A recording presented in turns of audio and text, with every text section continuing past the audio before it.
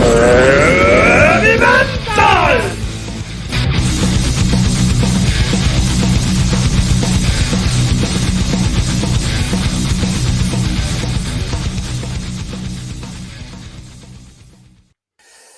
Hola a todos, hijos del metal y de la ciencia, ¿cómo estáis? Bienvenidos a un nuevo vídeo de Reaccionando a, el segundo vídeo que tenemos, en el cual dejamos a un lado nuestra habitual tendencia a gafapasta y nos centramos en las reacciones humanas y en las jaulas de Skinner y en ver cómo los antropoides reaccionan. Javi, reduce en joder a la gente.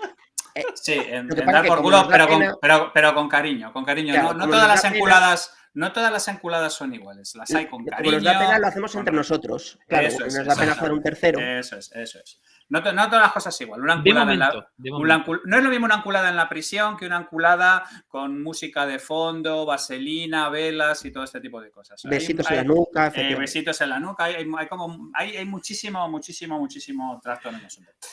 Y en el día de hoy vamos a ver cómo Miki ha sido juzgado y ha tenido que leer un libro y después David y yo nos veremos expuestos a alguna de la caspa radiactiva que generalmente Miki nos expone, que naturalmente generará otro libro vengativo y esto será la típica cadena de garrotazos. Hace 3 semanas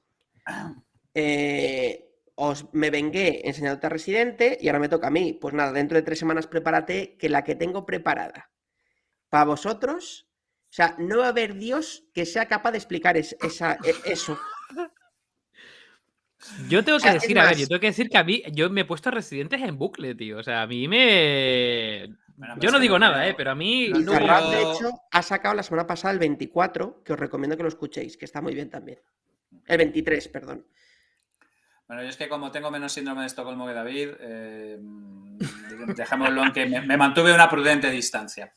Pero bueno, vamos a proceder. Mike, cuéntanos un poco, ¿cómo ha sido de duro? ¿Cómo te ha brotado pelo en el pecho? ¿Qué es lo que ha ocurrido una vez que has podido leer? Bueno, para empezar, recuerda el libro que has leído. Bueno, efectivamente, recuerda el libro que te encargué. Bueno, ¿cuál era el tema? Este es el libro. Original Gangstas. El libro es Original Gangsta, Tupac Shakur, Dr. Dre, Eazy-A, Ice Cube and the Birth of the West Coast Rap de Ben Westhoff. Muy bien. Bueno, para que veas que sí que me lo he leído porque has visto que lo tengo hasta descargado en Kindle, ¿eh? Lo tengo aquí hasta descargado. Es que pone Miguel's Kindle for Mac, para que veas. Muy bien. Un profesional. Entonces, Original. A ver, voy a dejar de compartir esto y hablamos un poco. Vamos a ver. Lo primero, a ver, he de decir que es un libro que me ha costado leer, pero no por lo que esperaba. Es decir, y lo explico. Yo me esperaba que tú me hicieras un libro, me mandaras un libro muy gafapasta. Rollo algo lo típico de que para leérmelo necesito un bote de Nutella al lado y digerirlo con cuidado. Y tal. Tú ten en cuenta que los libros que yo te recomiendo van a ir de manera proporcional a la agresión que me hagas ver, ¿vale? Entonces, lo que estuvimos viendo me pareció bastante razonable y conectó con el rap, digamos, el hip hop español no es lo mío, pero sí estuve bastante tiempo enganchado con el hip hop de la costa oeste y me parece un historión además y pensé que era un libro que además de alguna manera te podría molar a ti. O sea, no, dado que tu agresión no fue tal, mi agresión tampoco lo fue. No, entonces en primer lugar he de decir que me ha costado, pero no por eso. Me ha costado porque un poco para ya entrar en harina en qué consiste el libro habla, tengo aquí las notas, porque he ido tomando notas, para que conste. Habla de un conjunto de raperos y, de la escena, del inicio de la escena rapera en Estados Unidos. En la costa oeste. De la costa oeste, donde lo que hace es hablar son capítulos pequeños autoconclusivos, de cada uno de los personajes y un poco cómo se iniciaron en la música, cómo fueron sus inicios, sus venturas y desventuras, ¿no? Cómo fue esa época, mediados finales de los 80, en la costa oeste, muy centrado en un local clave que se llama If After Dark, que no me quería olvidar de él, que es un poco como el de la escena, ¿no? El que, como el típico tío que les da la oportunidad a todos, pues de empezar ahí con su rollo y tal. Por supuesto, porque se pasaba también ahí de lo mejor y lo peor de cada casa y todas las drogas habidas y por haber. Lo mínimo que se podía hacer en el baño era follar, era lo más liviano que se podía hacer. Eso es. Ese es el nivel de entrada. A partir para Y arriba. me gusta, o sea, y entonces me ha costado, no tanto porque sea complejo, sino porque son historias autoconclusivas muy parecidas. Es decir, tiene como muchos puntos en común, que en la gran mayoría de los casos es muy parecido. Si queréis, ahora entro en esos puntos que he detallado un poco, he hilvanado, pero es muy parecido a una telenovela de Venezuela, pero en gángster americanos. ¿Vale? Muy bien.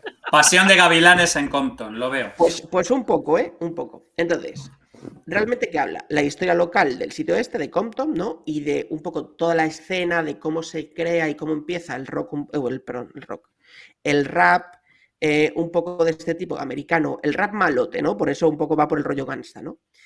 Y de cómo distintas personas, como puede ser Dr. Dre, Eazy-E y todos estos, bueno, como veíamos en la portada, ¿no? Y distintas personas, distintas personalidades de esta escena, pues cómo es su vida, ¿no? Entonces, ¿cuáles son los puntos en común que saca un poco en claro de toda esta peña? Lo primero, que ninguno había tenido una infancia muy normal. Es decir, el que más fácil lo tuvo era huérfano. Sí. El que lo tuvo entre la población de color en barrios conflictivos en Estados Unidos, muchos padres salen por tabaco y no, el tema es bastante chungo, pero a niveles espectaculares. Eso es. Luego, la gran mayoría de ellos era curioso, porque la gran mayoría de estos, ¿no? De los que hace esta radiografía, era gente que eran traficantes o se movían en los círculos de la droga, sea por el club o sea porque el barrio, un poco con el rollo bandas y tal, se lo imponía, pero la gran mayoría de ellos eran como businessman de la droga, es decir, aunque tuvieran a lo mejor su época del escarceo, de adolescente, ¿no? La gran mayoría de ellos pasaron a ser traficantes al por menor, donde realmente la droga era casi para financiar su música. Y es muy Eran curioso. gangsta. Eran gangstas. Sí, Gangstas de sí, verdad, ya no del pose, sino eran gangstas de verdad. Y si es un traficante, efectivamente, hay un montón de gente. De hecho, y hay una cosa que me ha parecido muy curiosa, que es que la tengo subrayada, y es que en uno de los cursos iba a un colegio Montessori, o sea que tampoco era gilipollas. Y uno de los cursos fue el primero fue como el premio especial de clase, con 14 años, con 13 años, o sea que el tío tonto tampoco era, ¿no? Luego, no sale de Notorious es más adelante, ¿no? Sí, pero Notorious es más adelante. Sí. Es también de la costa oeste. Sí. También lo matan, pero es después. Aquí estamos hablando de los últimos 80, que es los tiempos de Niggers with Attitude y esos tiempos de Eazy-E, Dr. Dre y toda esta gente. Luego, otra cosa que casi les une a casi todos, muchos de ellos, aunque habían tenido sus escarceos, como decía, con las drogas y a lo mejor con el alcohol y tal, querían que la gente se tomara en serio su música. Entonces eran businessmen, pero no se metían en muchos líos. Ya de adultos me refiero, es decir, obviamente pues de chavales empezaron y luego como que pasaron un poco más a la escena, ¿no? A ser trendys dentro del barrio y cada vez más y cada vez más y cada vez más, entonces se fueron alejando un poco, aunque conocer los chanchullos, de los chanchullos. Y esto me pareció muy interesante porque hay una frase que he sacado de Dr. Dre que dice: yo ya no bebía ni me drogaba, pero aunque era camello quería que la gente me tomara en serio. Sí. O sea, pero eso está muy bien. Es que además es que los que eran muy subnormales, como era el caso de los Ghetto Boys y Bushwick Will y todos estos, pues terminaban con un balazo en la cara, terminaban... O sea, quiero decir, llegaba un momento en que era casi... La gente que no era subnormal terminaba sobreviviendo porque intentaba evitar las partes más hardcore del asunto, a pesar de que evidentemente para llegar a hacer ese dinero y tener un cierto respeto dentro de la comunidad, pues evidentemente tampoco eran angelitos. Pero normalmente los más listos, y Dr. Dre de hecho es un tío que ha estado triunfando en diferentes maneras a lo largo de 3 décadas distintas, o sea que no es ningún subnormal. Luego otra cosa que una cosa, Mike, duda, Tupac no está en el pack. Es un poco más tarde, Claro, pero prefiero que él no está en el pack de los, en el pack inicial comercializadores de droga. Digamos. Eso es, en el pack de Niggers with Attitude ahí estaba Eazy-E, estaba Ice Cube, estaba Dr. Dre, estaba Dr. Yela, Shakur, o sea, quiero decir, sí, no. Tupac Shakur es que su madre fue una revolucionaria, era una revolucionaria extremista de izquierdas. De hecho, Tupac le puso el nombre por Tupac Amaru, por el capo de los que se rebelaron contra los españoles y cosas por el estilo. Esta era Su música era más revolucionaria y más más crítica social y demás. Rage Against the Machine, un rollo tipo también Bobby Fischer. De hecho, la madre muy activista. Más sutil, pero uno de los precursores de esa canción protesta que sí que viene en el libro es Snoop Dogg. Sí. Es decir, pero Snoop Dogg también es un poco más tardío. Es más o menos de la época de Tupac, de la primera década de los 2000. Estos estamos hablando de finales de los 80 y principalmente de los años 90.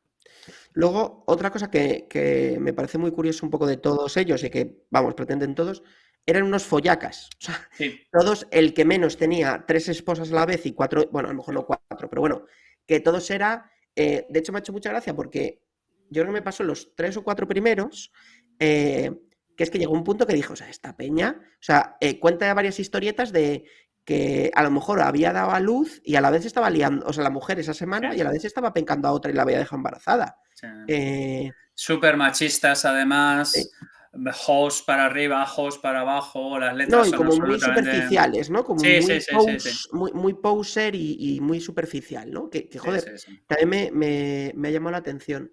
Y luego, otra cosa que también me ha parecido curioso es que para todos es muy común también el núcleo familiar, ¿no? De hecho, esto lo contaba en la parte de Dr. Dre,